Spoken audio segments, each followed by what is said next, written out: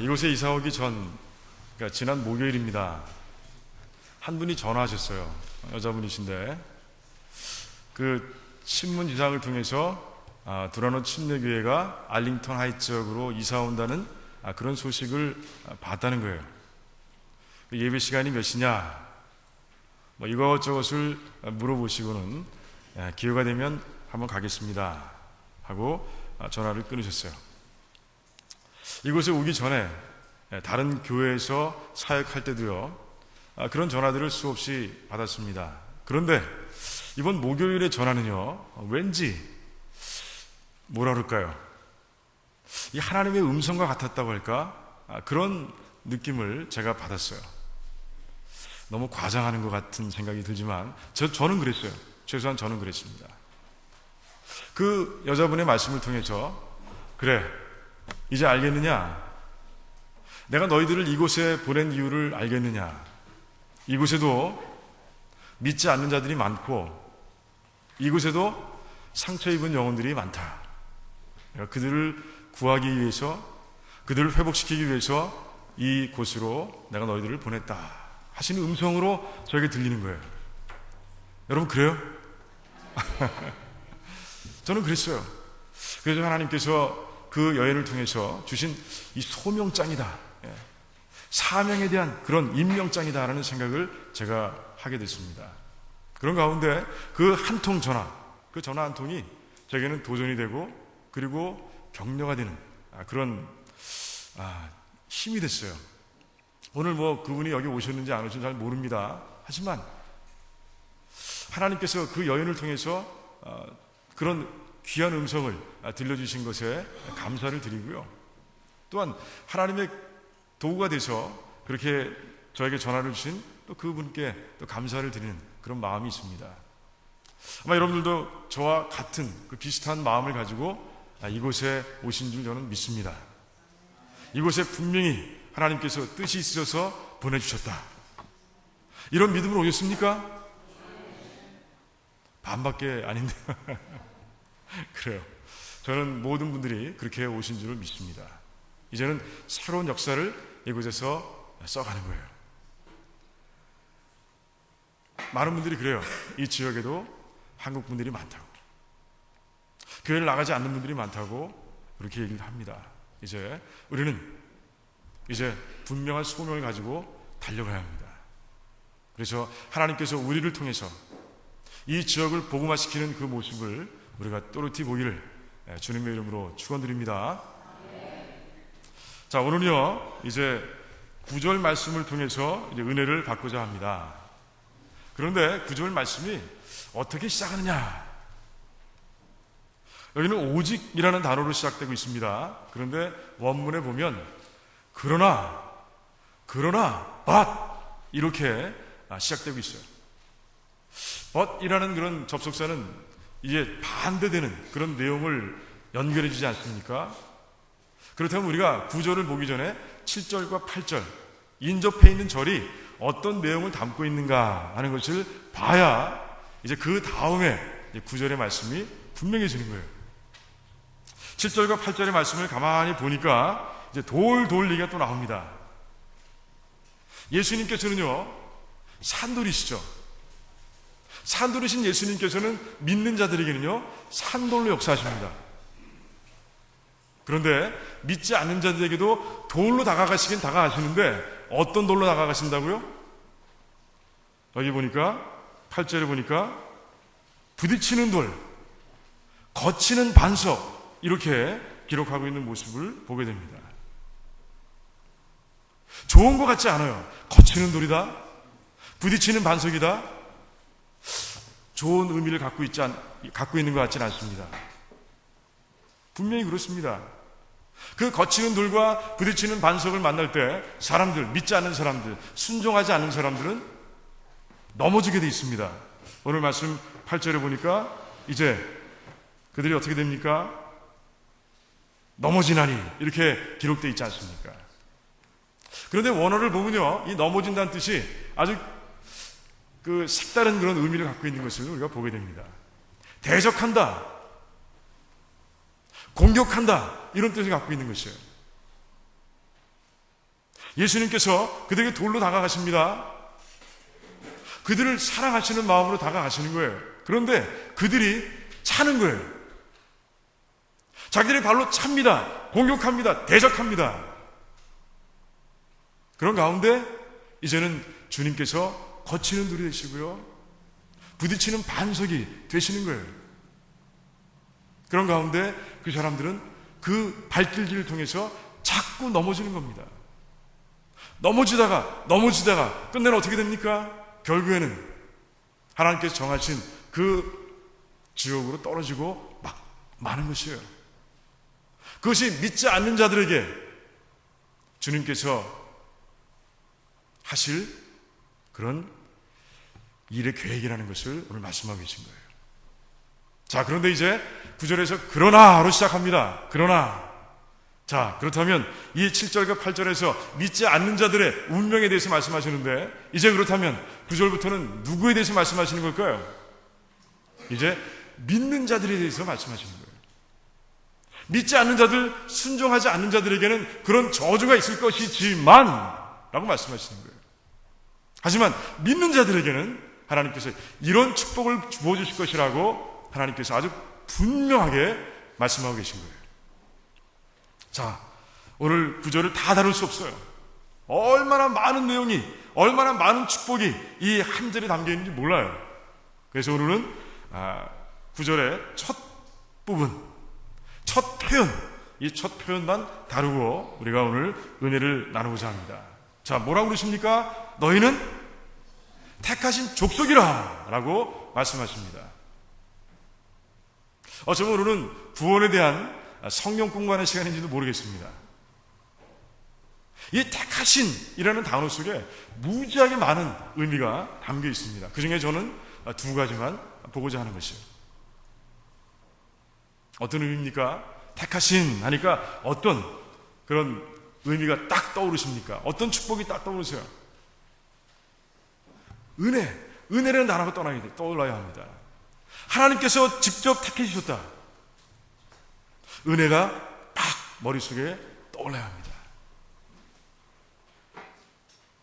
은혜라는 단어의 뜻은 이제 여러분들이 성경 공부도 여러 번 참석하셨고 그리고 많이 들어서 그 뜻을 아실 거예요. 어떤 뜻입니까? 그걸 받을 만한 조건이 하나도 없습니다. 그런데 누군가 그것을 주는 것, 그것을 은혜라고 합니다. 받을 만한 자격이 아무것도 없어. 그러니 그 은혜라는 단어는 어떤 단어예요? 기쁨을 주는 단어고요, 그리고 감사함을 주는 단어고요, 그리고 그 단어는 감동을 주는 단어라는 것을 우리가 알게 됩니다. 은혜를 쉽게 이해하기 위해서는 우리가 이 세상에 있는 한 직업을 우리가 한번 생각해 볼 필요가 있어요. 우리는 철저히 자본주의 사회에 살고 있습니다. 자본주의는 어때요? 이해관계로 얽혀 있는 그런 사회가 자본주의 사회입니다. 이해관계를 떠나서는 참 생각하기 어려운 그런 아주 복잡하게 얽혀 있는 그런 체제, 그런 사회 속에서 우리가 살고 있어요. 그런데 이 자본주의 사회 속에서도요, 은혜로만 살아가는 사람들이 있어요. 은혜로 생계를 유지해가는 사람들이 있습니다. 누군지 아세요? 거지들. 거린들. 조금 더 좀 이렇게 거린이라고 얘기를 해야 되겠죠. 거린들입니다. 내가 이제 거린이 됐다고 생각합니다. 제가 이제 쭈그려 앉아 있습니다. 그리고 이제 돈통을 앞에 놓고, 그리고 누군가가 돈을 줬다는 표시를 내기 위해서 동전 몇 개를 집어넣고 이제 기다립니다. 한 사람이 지나가다가 그 동전통에 이제 주머니를 뒤져서 동전을 넣고 지나갑니다. 어떤 사람은 1불짜리를, 뿌기꾼 1불짜리를 넣고 갑니다. 제가 그 돈을 받을 자격이 있습니까? 내가 그 사람이 뭐 해준 거 있어요? 그 사람이 이익을 위해서 내가 뭔가 해준 게 있습니까? 아무것도 없어요. 하지만 그 동전을 던져주는 사람, 아무 이유 없이 던져주는 그 돈, 그 행위, 그것이 바로 은혜인 것이에요.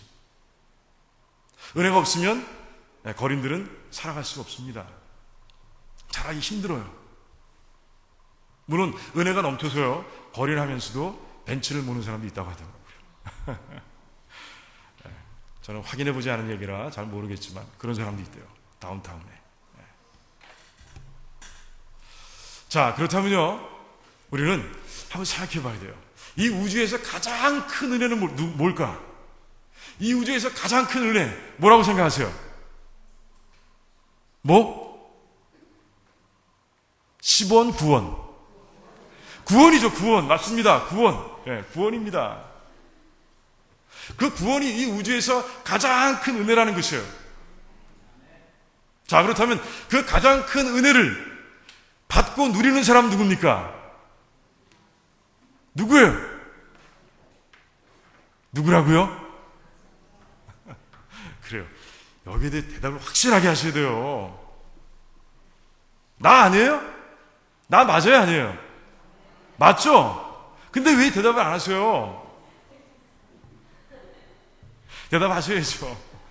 이 성경도 넓은데 대답을 크게 하셔야 제가 들을 수 있어요. 성경이 넓으니까 이런 좀 불편함이 있네요. 그래요. 나예요.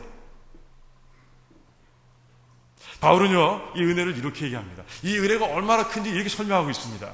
로마서 5장에 보니까 예수 그리스도를 만나기 전에 너희들의 모습이 어떠냐? 바로 연약하고 죄인이었고 하나님을 대적하며 하나님에 대해서 원수되었던 자들이었다라고 얘기하고 있습니다. 여러분들이 그랬어요. 예수님 만나기 전에 여러분들의 삶이 그랬다는 것이에요. 맞아요? 맞아요. 연약하다는 얘기는 무엇입니까? 우리 안에 죄성이 있어요. 이 죄성 때문에요, 시험이 오고 유혹이 와서 나를 다 건드리면 나는 그냥 넘어가는 거예요. 너무 쉬워요. 사단이 우리를 다루기가 얼마나 쉬운지 몰라요. 그런 게 우리들이었다는 것이에요. 그런 모습이. 그게 연약하다는 뜻이에요. 그러니 죄인이라는 것은 그 연약함의 결과인 것이에요. 하나님의 뜻을 따르지 않고 하나님의 뜻을 역행하고 살아가는 것, 그 연약함의 결과라는 것이에요. 그게 우리들의 모습이었다는 것이에요. 자, 그렇다면 하나님께서 독생자 예수를 보내주셔서 우리 한 사람 한 사람을 구원해 주실 이유가 있는 겁니까? 없는 겁니까? 도대체 있어요? 없어요? 없어요. 진짜 없어요. 만약 제가 하나님이라면요, 교회는 없어질 거예요. 괘씸하잖아요. 괘씸하잖아. 그런데 하나님께서는 그러신 분이 아닌 거예요. 하나님은 사랑이시라. 그 하나님께서 독생자 예수를 무료로 free of charge 우리 이 땅에 보내주신 거예요. 그분을 십자가에 못 박아 돌아가게 하시고요, 그분을 통해서 우리 한 사람 한 사람, 그 구원받을 자격 없는 사람들을 구원해 주신 거예요. 우리의 구원은요, 값이 예수님의 값이라고 늘 말씀드렸어요. 자주 말씀드렸어요. 예수님의 값으로 얻은 것이 바로 우리 구원이라는 것이에요. 그러니 이 우주에서 가장 큰 은혜는 바로 내가 받은 구원인 것이에요. 구원. 세상 사회에서는 10원이 구원보다 커야 합니다. 하지만 하늘나라에서는 그렇지 않아요. 구원이 가장 큰 거예요. 그리고 또 한 가지 은혜에 대해 생각할 때 또 한 가지 우리가 생각할 게 있어요. 이 은혜가 언제 시작됐냐는 것이에요. 여러분, 이 구원이 언제 시작된 것 같아요? 내가 어머님의 태에 딱 붙었을 때부터? 그렇죠. 맞아요. 창세 전부터 시작됐다는 거예요. 이 놀랍지 않습니까? 이 우주가 생성되기도 전에 하나님께서 우리의 구원을 이미 계획해 놓으셨다는 것이에요. 이제 째깍 시간만 지나가면 돼요. 하나님께 정하신 그 시간만 되면 되는 거예요. 그러면 나는 하나님을 통해서 이제 예수 그리스도를 통해서 구원받는 인생이 된다는 것이에요. 그게 바로 구원이에요. 그러니 얼마나 은혜는 큽니까? 하나님의 은혜는요, 이 우주에서 가장 큰 은혜인 것이에요. 여러분들 그 은혜를요, 창세전부터 누리며 살아가고 있는 거예요. 물론 존재하지 않았지만 그래도 그 사랑은 우리가 존재하지 않았음에도 불구하고 존재하며 내려와 우리를 구원하셨고, 그런 가운데 우리는 정말 이렇게 하나님의 자녀로 이 땅을 살아가고 있는 것이에요. 감사하시죠? 아멘? 감사가 넘쳐야 돼요. 아멘? 넘쳐야 돼요. 이 은혜를 잊지 마시기 바랍니다. 이 은혜를 꼭 기억하시기 바랍니다. 십자가를 기록하시고 창세전을 기억하시면 돼요. 그러면 여러분들은 은혜를, 하나님께서 부어주신 은혜를 절대로 잊을 수 없습니다. 자, 은혜를 잊지 않는 사람의 삶의 모습이 어떨까요? 아까 말씀드린 대로 감사만 넘칩니다. 불평은 사라집니다. 맞아요? 네, 맞아요. 그래서 바울은 얘기하는 것이에요.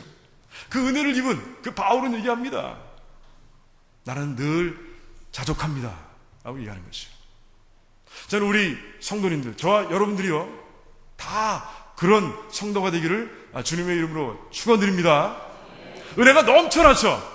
불평과 불만 하나도 없이 사라져버리고 감사만 넘쳐나는 자족의 행복의 삶을 살아가는 그런 여러분들이 다 되시기를 주님의 이름으로 축원드립니다. 자, 그 다음 단어가 뭘까요? 은혜 다음에 생각나야 될 단어. 택하셨어요. 물론 은혜를 나눌 때도 내가 말씀드린 바 있습니다. 사랑이에요. 사랑.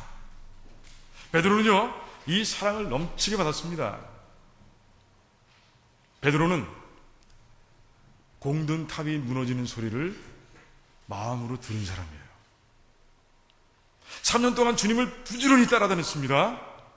그런데 그 3년 동안 쌓아올린 그 공든 탑이 와르르, 좀 더 르자가 더 나와야 되는데, 와르르르르 무너지는 그런 소리를 이 마음속으로 들었던 사람이에요.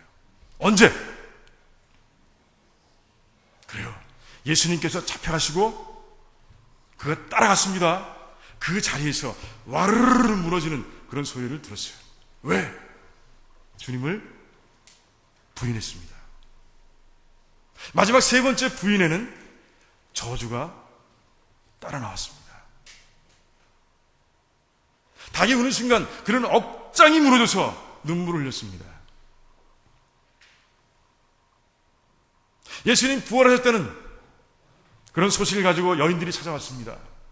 베드로를 포함해서 제자들은 다 갈릴리로 오라 라고 말씀하신 주님의 소식을 들었습니다. 베드로는 부지런히 갑니다. 그런데 오시지 않습니다. 좀 기다려야 되는데 오시지 않습니다. 그러자 그는 이제 또 와라를 무너진 심정으로 그게 다 헛소문이었나? 이런 생각으로 이제 고깃배를 몰기 시작합니다. 그런데 그때 다 무너진 것 같은 그런 상황 속에 주님께서 찾아오시는 거예요. 그리고 나서 이제 네가 나를 사랑하느냐? 세 번 물으시면서 이제 그의 삶을 회복하시는 모습을 보게 됩니다. 주님의 사랑이었어요. 요한복음 13장에 보면 제자들과 마지막 만찬을 나누시면서 주님의 사랑을 이렇게 표현하고 있습니다. 끝까지 사랑하시더라. 끝까지.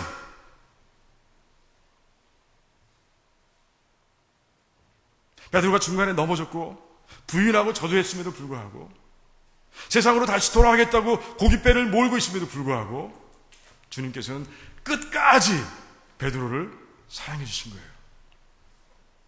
이게 바로 선택이라는 단어 속에 들어가 있다는 것이에요. 여러분 이사야서 43장 잘 아실 거예요. 하나님께서 선택하신 백성에게 어떻게 하신다? 너희들이 물속을 지나가느냐? 내가 그 속에 함께 있을 것이라. 너희들이 불 속을 지나가느냐? 내가 그 속에 함께 있을 것이라. 그래서 너는 침몰되지 않을 것이며 너희 불타거나 살라지거나 하지 않을 것이다 라고 주님 하나님께서는 말씀해 주세요. 누구에게? 이스라엘 백성들에게. 하나님께 택하신 이스라엘 백성들에게 말씀하시는 거예요. 물속이라면 저 같으면 안 따라갑니다. 하지만 하나님은 그곳에서 함께 계시다는 거예요. 불속이라면 우리는 안 따라갈 거예요. 아무리 사랑하는 사람일지라도. 하지만 하나님께서는 그 속에까지, 그 불구덩이까지 따라가신다는 거예요. 그게 하나님의 사랑이신 거예요. 택하신 자에게 베푸시는 하나님의 사랑이신 거예요. 그런데 그 사랑이 누구께 됐습니까? 이 은혜의 시대에는 내게 됐어요. 내게 된 거예요. 이제는 여러분 어디 가신지 문제 없습니다. 그곳에 누가 계세요? 하나님께서 계신 거예요. 다윗만 내가 사망의 음침한 골짜기를 다닐지라도 해를 두려워하지 않습니다 라고 고백하는 게 아니에요. 여러분들의 입속에서, 저와 여러분들의 입속에서도 똑같은 고백이 넘쳐나야 되는 것이에요. 지금 넘쳐나고 있습니까? 아니 앞으로 넘쳐날 것입니까? 여러분들 그래요. 꼭 기억하세요. 이 택하심이라는 단어 속에 어떤 의미가 담겨 있는가? 은혜와 사랑이에요. 은혜를 통해서 우리는 자족합니다. 우리는 사랑을 통해서 절망하지 않습니다. 포기하지 않습니다. 저는 첫 예배에 하나님께서 이 말씀을 주신 거 너무 감사하게 생각하는 거예요. 처음에 제가 기대되고 흥분된다고 말씀드렸습니다. 하지만 마음 한구석에는요, 저 한구석에 염려도 있는 거예요. 야, 우리 성도님들 70%, 80%가 그거 사시는데 잘 오실 수 있을까? 오늘 성도님들을 바라보면서 마음이 조금 이렇게 놓였습니다. 그런데 말씀을 묵상하면서 많이 놓였었는데 지금 더 놓입니다. 왜? 하나님께서 함께 하신다네요. 그래요. 우리 도라노 침례교회 우리 모든 성도님들 하나님께서 분명히 함께 하십니다. 왜? 우리를 다 하나님께서 택해 주셨기 때문에 그렇습니다. 이 택하심이라는 단어 속에 들어있는 이 놀라운 이 풍성한 축복 잊지 마시고요. 주님 만나는 날까지 다 누리시는, 정말 100% 누리시는 그런 여러분들이 되시기를 주님의 이름으로 축원드립니다. 기도하겠습니다.